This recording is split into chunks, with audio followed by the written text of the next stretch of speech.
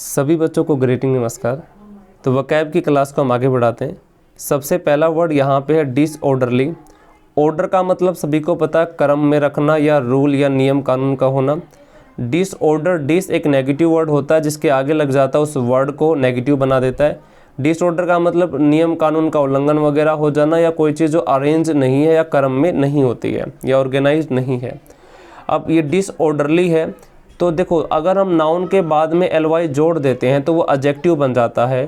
तो डिसऑर्डरली यहाँ पे एडजेक्टिव है और इसका जो सिनोनिम होगा वो भी एक एडजेक्टिव ही होगा। तो सबसे पहला वर्ड आपके सामने है केओटिक। केओटिक का मतलब होता है, इसका बिल्कुल सेम सिनोनिम कह सकते हैं। केओटिक जब चीज़ें डिसऑर्डर में होती हैं, क्रम में नहीं होती हैं। तो डिसऑर्डरली का जो सिनोनिम है वो क्या हो गया, केओटिक।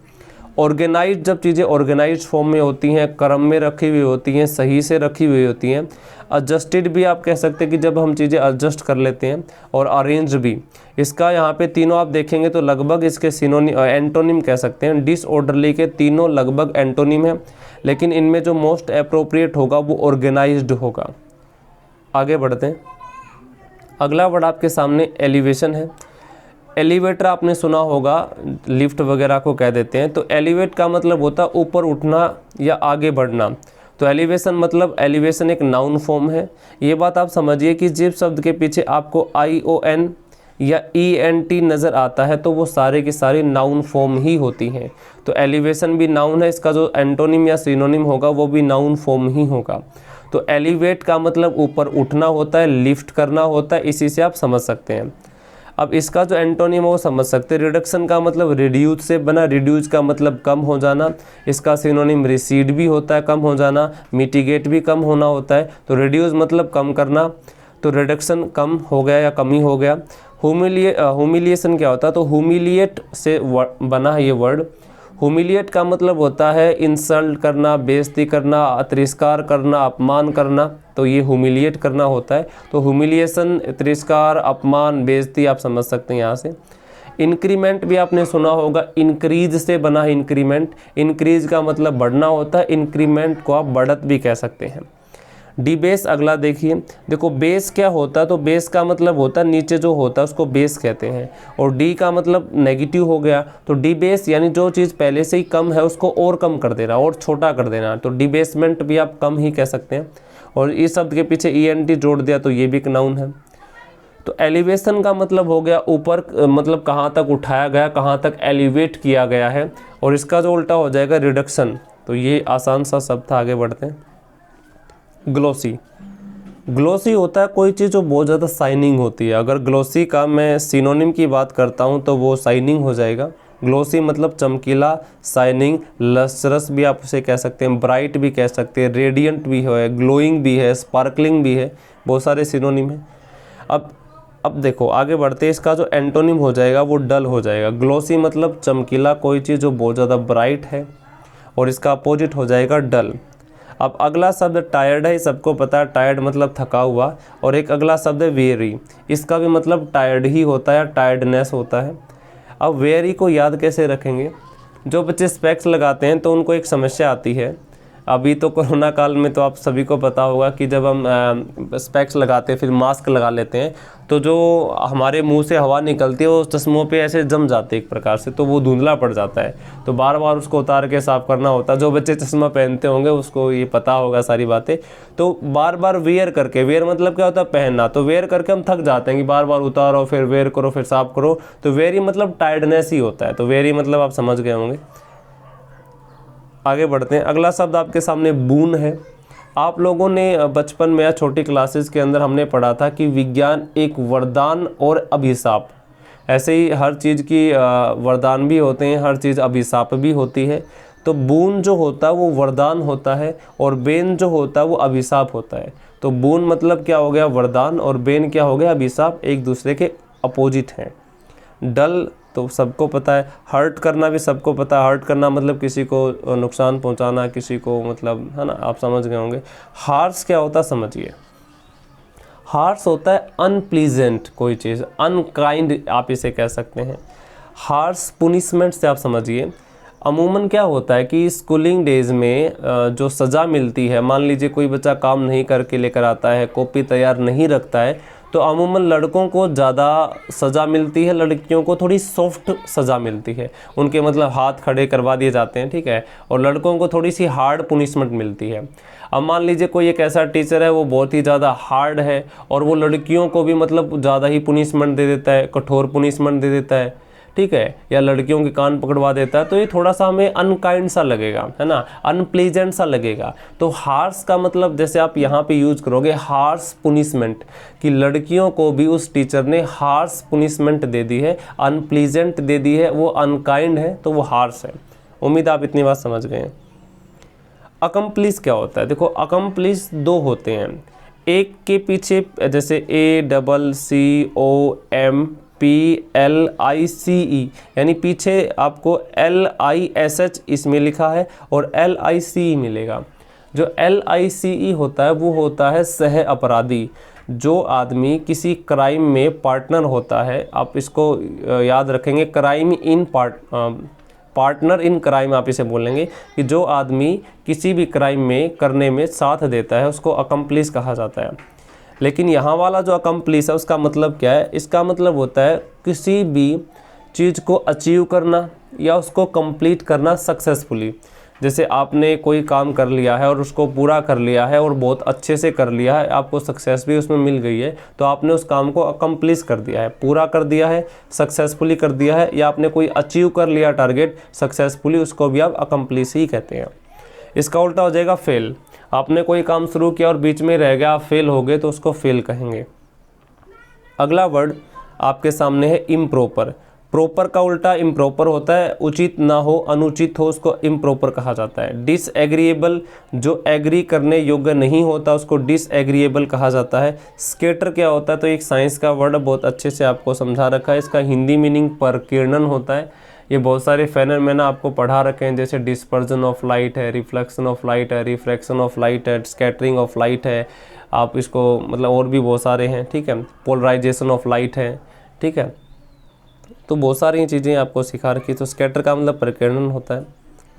जैसे आकाश का नीला दिखाई देना स्कैटरिंग ऑफ लाइट के कारण होता है, रात को या सुबह और शाम को सूर्य का लाल दिखाई देना स्कैटरिंग ऑफ लाइट के कारण होता है। तो आकाश का नीला रंग तो बहुत बार पूछा जाता है पेपर में, ठीक है। अगला वर्ड आपके सामने फेमस। फेमस तो सबको पता है, जो हर आदमी उसको जानता है, जैसे सलमान खान बहुत ज़्यादा फेमस है, नरेंद्र मोदी बहुत ज़्यादा फेमस है, जिसको हर कोई जानता है वो आदमी फेमस कहलाता है, सेलिब्रिटी आप इसे कह सकते हैं। इसका जस्ट जो अपोजिट हो जाएगा वो हो जाएगा ऑब्स्क्योर। ऑब्स्क्योर एक ऐसी चीज़ है या एक ऐसा आदमी है या एक ऐसी वस्तु है जिसको कोई नहीं जानता है, ना ही उसको डिस्कवर किया गया, अगर डिस्कवर कर भी लिया गया तो उसको जानता ही नहीं कोई भी। मान लीजिए मैं आपके सामने कोई ABC नाम ले दूँ, आप जानते नहीं हो, तो आपके लिए ऑब्स्क्योर है। ऑब्स्क्योर एक ऐसा वस्तु, ऐसी चीज़ या ऐसी जगह होती है जिसके बारे में लोगों को बहुत ही कम पता होता है, ना के बराबर ही पता होता है, कोई नहीं उसे जानता, और फेमस जिसको सारे जानते हैं। अब इसको याद कैसे करेंगे? ऑब्स्क्योर, स्क्योर से आप याद रखेंगे सिक्योर, सिक्योरिटी आपने सुना होगा कि उसको सिक्योरिटी दे रखी है।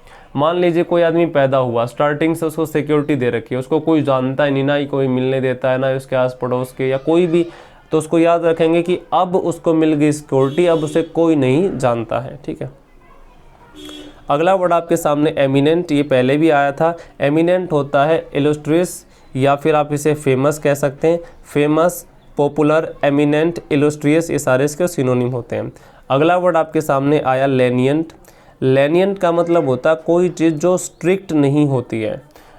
That person who is not strict is called lenient. जो उदारवादी होता है, ज़्यादा स्ट्रिक्ट बिहेवियर का नहीं होता है, उसको आप लेनियंट कहते हैं। अगला वर्ड आपके सामने फेबुलस है। फेबुलस का मतलब होता है एक्स्ट्रा ऑर्डिनरी। जैसे आप TV शोज़ वगैरह देखते होंगे तो उसमें बोलते नहीं है, जो मतलब जो जज होते हैं वो fabulous, extra ordinary, wow, awesome. तो फेबुलस जो एक्स्ट्रा ऑर्डिनरी है, असाधारण है, ठीक है, उसको लगभग कम ही लोग कर पाते हैं। अब ऑर्डरली फिर से आ गया, तो ऑर्डरली मतलब जो चीज़ क्रम में रख दी गई है। इसका अपोजिट हो जाएगा केओटिक, डिसऑर्डर जिसको आप कह सकते हैं। अनक्लियर सबको पता है, वैल्यूलेस जिसकी कोई वैल्यू नहीं होती, इनकम्प्लीट जो पूरा नहीं है। अगला वर्ड ग्लूमी। ग्लूमी का मतलब होता है उदासी, उदास जब आप हो, अनप्लीजेंट हो, तो उसको ग्लूमी कहा जाता है। ग्लूमी मतलब उदासी होती है।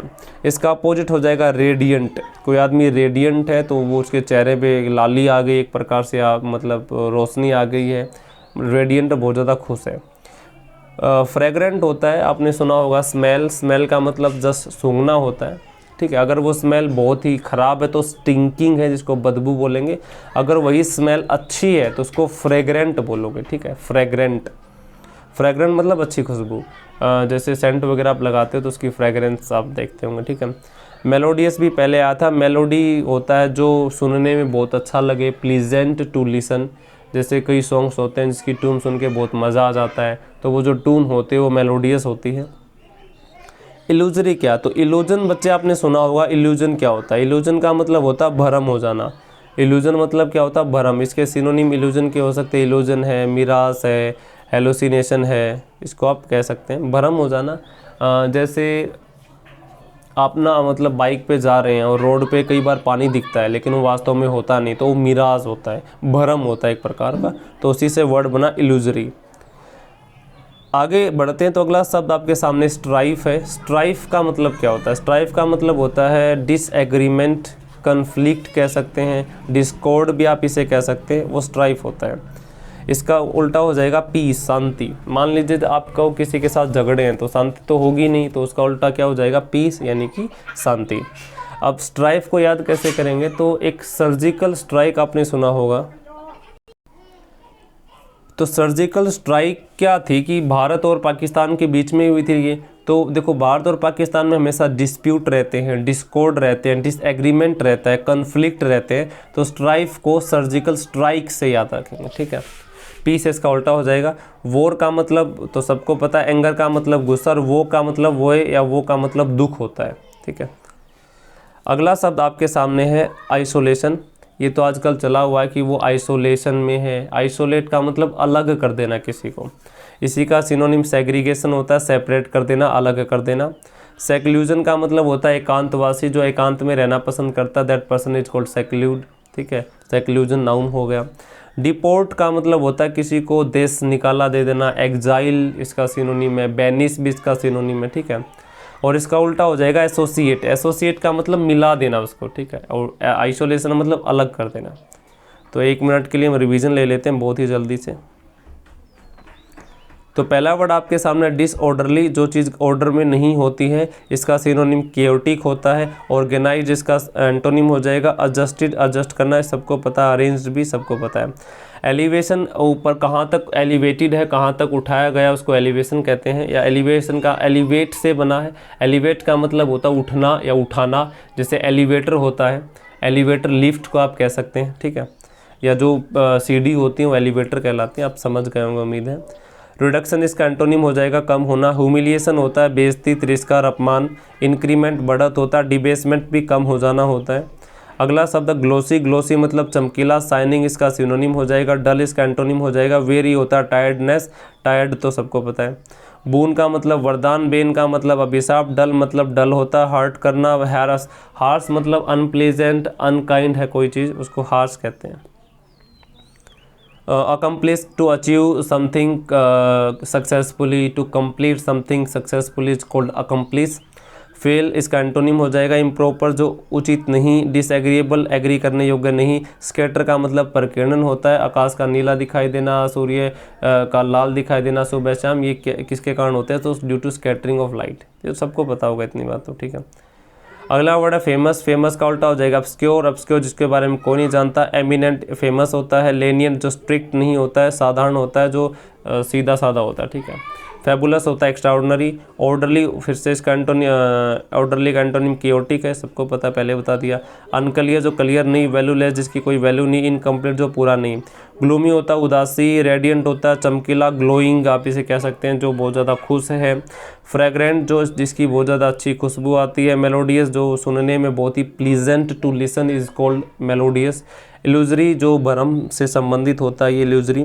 स्ट्राइफ का मतलब होता है कन्फ्लिक्ट, डिसएग्रीमेंट, डिस्कॉर्ड कह सकते हैं, जब डिस्प्यूट होते हैं, झगड़े होते हैं, या डिसएग्रीमेंट होता है। सर्जिकल स्ट्राइक से याद रखेंगे। वॉर का मतलब युद्ध। पीस का मतलब शांति। एंगर मतलब क्रोध। वो मतलब दुख होता है। आइसोलेशन मतलब अलग कर देना या अलग, आइसोलेशन वर्ड सुना होगा आप लोगों ने, ठीक है, ये तो आजकल कॉमन है। सेग्रीगेशन सेपरेट कर देना, सेक्लूजन एकांतवास, और डिपोर्टेशन देश निकाला, एग्जाइल बैनिश इसके सिनोनिम है। एसोसिएशन मतलब मिला देना, एसोसिएट कर देना। तो बच्चे आज की क्लास इतना है। Thank you for today, enjoying the class.